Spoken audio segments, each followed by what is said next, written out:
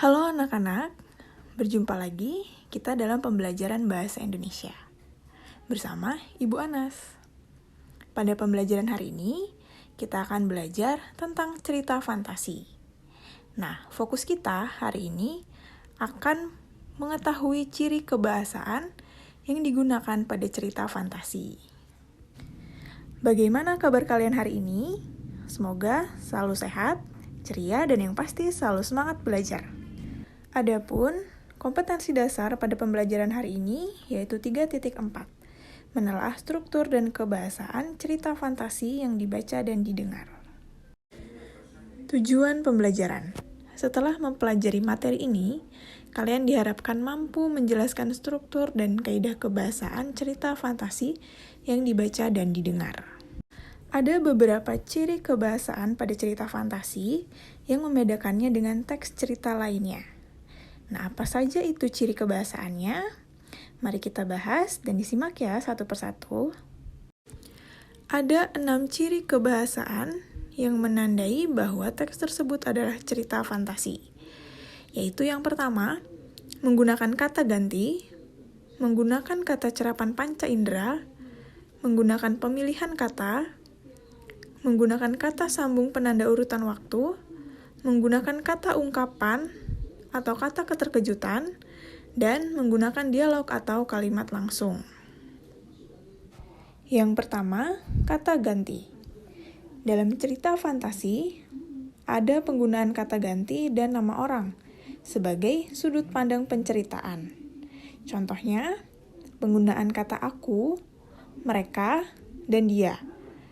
Kalau nama orang, itu bisa Ezra atau Doni atau yang lain. Yang kedua, yaitu penggunaan cerapan panca indera. Dalam cerita fantasi, menggunakan kata yang mencerap panca indera untuk mendeskripsikan latar, yaitu latar tempat, latar waktu, atau latar suasana.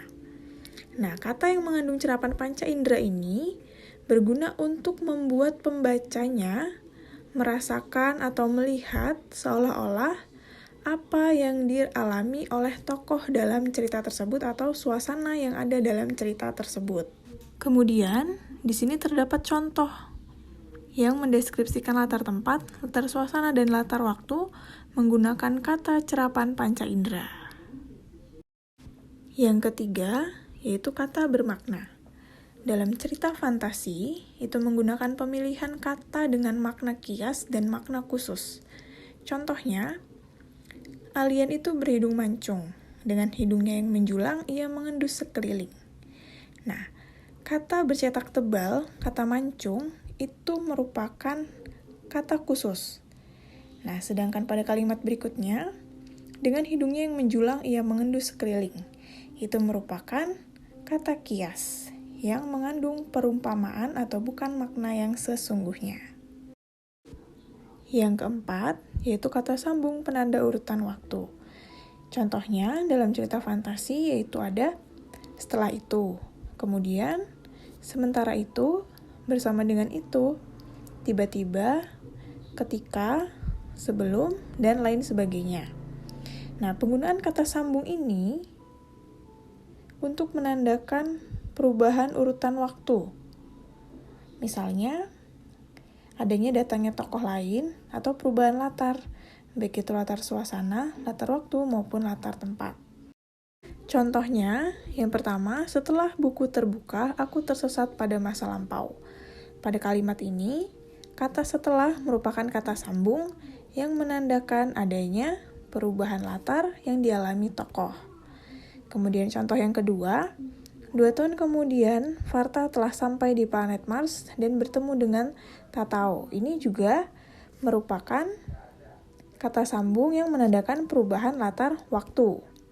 Kemudian yang ketiga, akhirnya Varta dapat menyelamatkan diri dari tekanan raksasa. Nah, kalau ini, kata sambungnya menandakan adanya perubahan dalam diri tokoh. Yang kelima, yaitu menggunakan kata atau ungkapan keterkejutan. Dalam cerita fantasi, kata atau ungkapan keterkejutan ini berfungsi untuk menggerakkan cerita atau memulai suatu masalah. Di sini sudah terdapat 3 contoh atau 3 kalimat yang menandakan adanya ungkapan keterkejutan. Yaitu pada contoh yang pertama, yaitu ada kata tiba-tiba. Kemudian contoh yang kedua, yaitu kata tanpa diduga. Dan pada contoh yang ketiga, yaitu di tengah kebahagiaannya.